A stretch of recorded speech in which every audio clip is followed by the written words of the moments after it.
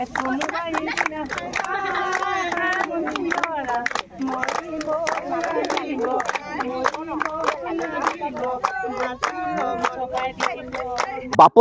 ভোগালী বিহুক লৈ ৰাজ্যৰ প্ৰান্তে প্ৰান্তে এতিয়া সীমাহীন ব্যস্ততা।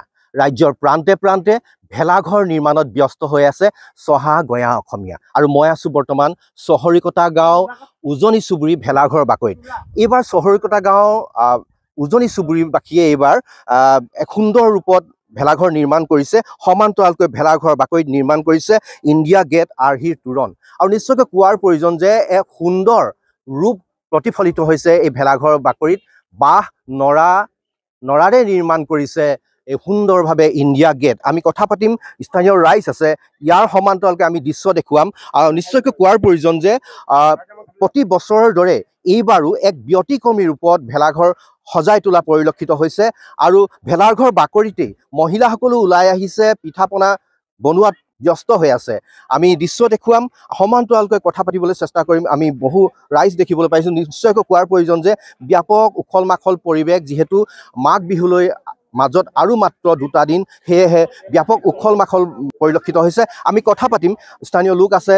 প্ৰথমে লগ পাইছোঁ আমি দেৱানন্দ চেলেং, সোণোৱাল কছাৰী ছাত্ৰ সন্থাৰ সভাপতি। কেনেকুৱা ধৰণৰ পৰিৱেশ আপোনালোকৰ চুবুৰীত?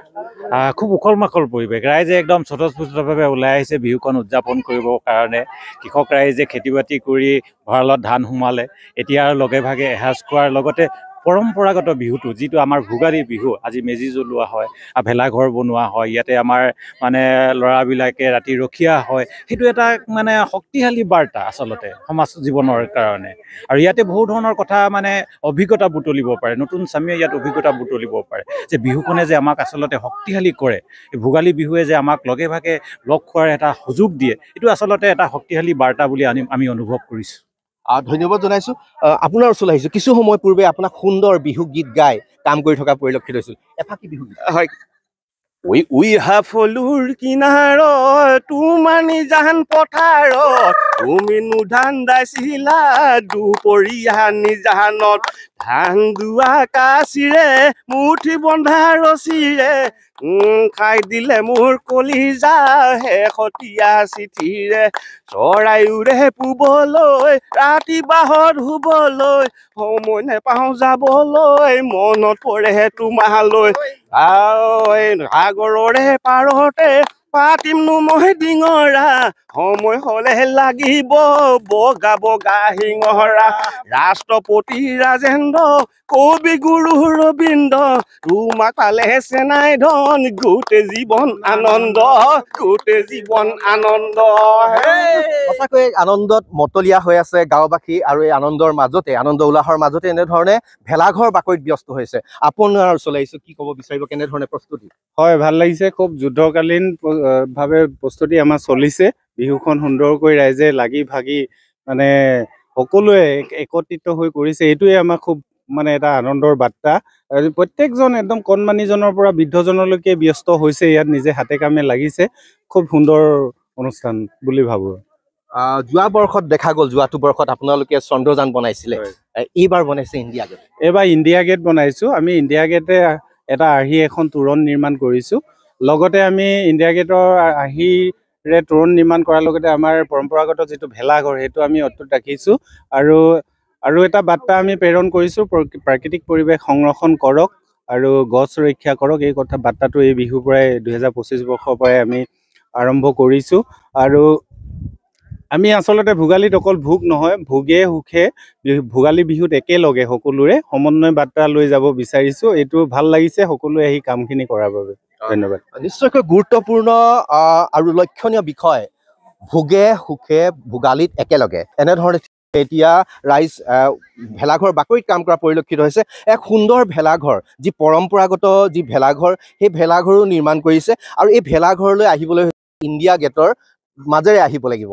নিশ্চয়কৈ এক সুন্দৰ পৰিৱেশ। সমান্তৰালকৈ দেখা গৈছে পিঠা পনা বনোৱাত ব্যস্ত হৈছে মহিলাসকল। কি বনাইছে, কি বনাইছে পিঠা পনা? তিল পিঠা বনাইছোঁ, আৰু ঘিলা পিঠা, আৰু এইবোৰ হেৰি কোমল চাউল, আৰু কি কৰিবি আৰু এইবোৰ চব ভালে লাগিছে। একো নাই। ঘৰত কেনেকুৱা ধৰণৰ ঘৰত বনাইছে? ঘৰত বনোৱা হোৱা নাই, এতিয়া বনাম আৰু এতিয়া। এক সুন্দৰ পৰিৱেশ আমি কিছু সময় পূৰ্বে মহিলাসকলকো দেখিছিলোঁ ইয়াত বিহুগীত গাই থকা পুনৰ আপোনালোকৰ ওচৰলৈ আহিছোঁ বিহু এবাৰ আপোনাৰ ওচৰলৈ আহিছোঁ বিহু এফাকি গওক বিহু এফাকি কি বুলি গাইছিলে ভন্টি পখিলা উৱাদি উৰে ভন্টি বুমুৰা চুহাদি চুহে ভন্টি তোমা চেঙেলিয়া ভন্টি মন কুমলীয়া ভন্টি বুজাব নোৱাৰো ভন্টি মন কুমলীয়া ভন্টি বুজাব নোৱাৰো ভন্টি ঘূৰি ঘূৰি মনতে পৰে ভন্টি পখিলা উৱাদি উৰে ভন্টি ভুমুৰা চুহাদি চুহে ভন্টি তোমা চেঙেলিয়া